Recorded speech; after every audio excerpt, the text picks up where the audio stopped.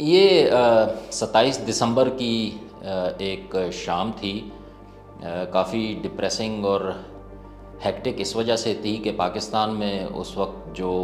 انتخابی مہم تھی سیاسی جماعتوں کی وہ اپنے عروج پر تھی، اور انتخابات چند ہی دنوں میں ہونے والے تھے۔ تو اسی طرح کی ایک شام ہم آفس میں بیٹھے ہوئے تھے، جو کوریج میں مصروف تھے، کہ پہلے اطلاع آئی کہ روات کے علاقے میں ایک سیاسی جلسے پر فائرنگ ہوئی ہے۔ تو جو ہمارا کرائم رپورٹر تھا اسے ہم نے فوراً روانہ کیا روات کی طرف کہ وہاں جا کر دیکھے کیا حالات ہیں اور کیا واقعات ہیں۔ اس رپورٹر کے نکلنے کے تھوڑی دیر بعد یہ پھر اطلاع آنا شروع ہوئی کہ راولپنڈی میں لیاقت باغ میں بے نظیر بھٹو جو ہیں وہ اپنا سیاسی جلسہ جو ہے ان کا وہ ختم ہونے والا ہے، اور اس کے بعد وہاں پر بھی فائرنگ ہوئی ہے۔ تو اس افراتفری میں معلوم نہیں ہو رہا تھا کہ کیا کرنا چاہیے۔ تو اس وقت آفس میں تھا، تو میں نے سوچا کہ کیوں نہ اس رپورٹر کو روات میں ہی رہنے دیں، وہاں کی اس کو کوریج کرنے دیں۔ تو راولپنڈی جا کر میں کوشش کرتا ہوں کہ حالات و واقعات جان سکیں کہ وہاں کیا صورتحال تھی۔ تو اسلام آباد سے میں نکلا اور مری روڈ پر جب پہنچا، جو آپ لوگوں کو معلوم ہے راولپنڈی کی شاہراہ ہے، مین آرٹری ہے، بڑی مصروف سڑک ہے، لوگ نکل کر احتجاج کر رہے تھے، اپنا غم و غصے کا اظہار کر رہے تھے۔ انہیں معلوم ہوا تھا کہ بے نظیر بھٹو پر حملہ ہوا ہے اور وہ اس میں زخمی ہیں۔ تو شمس آباد کا ایک علاقہ ہے، وہاں تک ہی میں گاڑی میں جا سکا، وہاں میں نے گاڑی روکی اور اس کے بعد پھر میں پیدل چل پڑا، کیونکہ اطلاع ملی تھی کہ اس وقت کا راولپنڈی کا جو جنرل ہسپتال ہے یا جسے سینٹرل ہسپتال بھی کہتے ہیں، وہاں بے نظیر بھٹو کو لایا گیا ہے۔ تو میری کوشش تھی کہ میں وہاں پہنچنے کی کوشش کروں۔ تو وہاں راستے میں لوگوں کے جو مظاہرین تھے ان سے بھی بات ہوئی۔ خیر وہاں سے آگے چلا تو راولپنڈی جو جنرل ہسپتال ہے وہاں پہنچے۔ وہاں کافی رش آلریڈی پہنچ چکی تھی، جو پیپلز پارٹی کے رہنما تھے، بڑے سرکردہ جو ورکر تھے وہ وہاں پہنچے۔ اور مجھے یاد ہے کہ ہم جو آپریشن تھیٹر تھا وہ پہلی چھت پہ تھا، تو اوپر ہم گئے تو آپریشن تھیٹر کے ساتھ ہی جو کمرہ تھا وہ بے نظیر بھٹو کی جو قریبی پیپلز پارٹی کے رہنما اور ساتھی تھیں، خواتین تھیں، ان سے بھرا ہوا تھا، اور وہاں آپ کھڑے بھی نہیں ہو سکتے تھے۔ ان میں ناہید خان بھی وہیں تھیں اور باقی لوگ بھی وہاں تھے، لیکن کوئی ایسا میکنزم نہیں تھا وہاں پر کہ جو ہسپتال کی انتظامیہ کی طرف سے آپ کو یا صحافیوں کو پراپرلی بریف کیا جاتا۔ سنی سنائی باتیں ہی چل رہی تھیں، اور اس وقت تک یہ خبر گرم تھی کہ بے نظیر بھٹو کو گولی لگی ہے اور اس کی وجہ سے وہ زخمی ہوئے ہیں۔ تو سارے رپورٹرز جو تھے، جو سارا میڈیا تھا، انٹرنیشنل میڈیا بھی وہاں پہنچ گیا، وہ سارا اس وقت تک یہ خبر دیتا رہا کہ بے نظیر بھٹو کو گولی لگی ہے۔ حالانکہ بعد میں پھر جب پوسٹ مارٹم رپورٹ ہوئی اور انکوائریز ہوئیں اور اس کی جو رپورٹ سامنے آئیں، تو اس میں یہ پتہ چلا کہ انہیں گولی نہیں لگی تھی۔ گاڑی کا جو لیور تھا، جو چھت کا کنڈا تھا،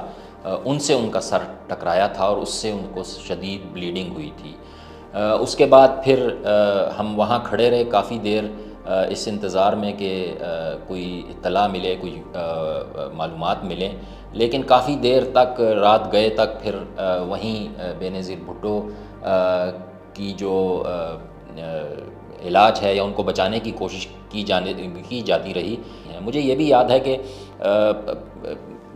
جو مین راستہ تھا اوپر آنے کا ڈاکٹروں کے لیے اور طبی عملے کے لیے، وہ اتنا مشکل ہو گیا تھا، جو سیاسی کارکن تھے وہ اتنے جذبات میں تھے اور اتنے تعداد میں تھے کہ وہاں پر جو طبی عملہ ہے اس کے لیے آپریٹ کرنا مشکل تھا۔ تو مجھے یاد ہے کہ ہسپتال کے پیچھے سیڑھی لگا کر کچھ جو ڈاکٹر تھے ان کو ڈائریکٹلی آپریشن تھیٹر کے قریب پہنچایا گیا تھا۔ تو یہ وہاں پر صورتحال تھی۔ پھر آخر میں اطلاع ملی کہ وہ جاں بر نہیں ہو سکیں۔ اس کے بعد ایک تابوت لایا گیا براؤن کلر کا، اس میں ان کی جسد خاکی کو رکھا گیا، اور پھر وہ سیڑھیوں سے اتار کر، اس کی ویڈیو آج بھی کافی جگہوں پہ چلتی ہے اور لوگوں نے دیکھی ہوگی یقیناً، کہ انہیں پھر ان کا جو تابوت تھا وہ گاڑی میں ڈال کر اسلام آباد جو ان کی رہائش گاہ تھی F8 وہاں لایا گیا، اور اس کے بعد پھر سب کو معلوم ہے کہ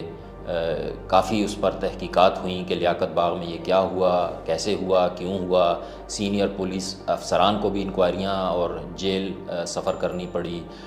TTP کے کوئی مبینہ 4-5 جو حملہ آور تھے یا ان کے فیسیلیٹیٹرز تھے، ان کی بھی بعد میں پنڈی میں گرفتاریاں ہوئیں اور جیل ان کو کاٹنا پڑی، سزائیں بھی ہوئیں ان کو۔ لیکن جو اصل سرغنہ تھا یا جو اس حملے کے پیچھے تھا وہ آج تک واضح نہیں ہے، اگرچہ پیپلز پارٹی آج تک اس حملے کی ذمہ داری بیت اللہ محسود جو اس وقت TTP کے رہنما تھے، نئی انہوں نے ایک تنظیم بنائی تھی شدت پسندوں کی پاکستان میں، تو اس پر الزام لگاتے تھے، لیکن دل میں وہ پھر بھی شک رکھتے تھے کہ TTP کے پیچھے کون تھا، یا اصل میں اس کے پیچھے اس اتنے بڑے سانحے کے پیچھے کون تھا۔ یہ سوال آج بھی لوگوں کو ڈسپائٹ آل دا انکوائریز، جتنی تحقیقات ہوئیں، جتنی رپورٹیں سامنے آئیں، لوگوں کی تسلی آج تک اس بارے میں نہیں ہوئی ہے کہ اصل جو قاتل تھا اس کے پیچھے وہ کون تھا۔ اس وقت کے صدر مشرف کے پر بھی الزامات لگے تھے، بے نظیر کی ای میل کے ذکر ہوئے تھے، انہوں نے امریکی صحافی کو لکھی تھیں جس میں انہوں نے خدشہ ظاہر کیا تھا کہ اگر میرا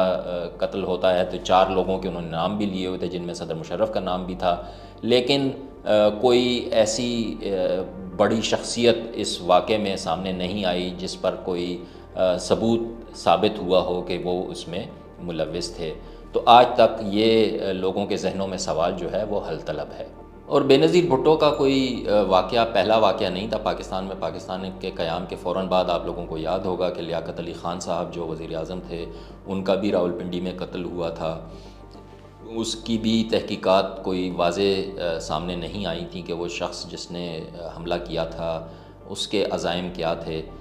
اسی طرح بے نظیر بھٹو کا واقعہ جو ہے وہ بھی پوری طرح سے لوگوں کو، جو بھی انکوائری حکومتی سطح پر ہوئی، UN کی سطح پر ہوئی، آصف علی زرداری صاحب نے جب صدر تھے تو UN کو بھی انکوائری کا حکم دیا، انہوں نے بھی آ کے انکوائری کی، لیکن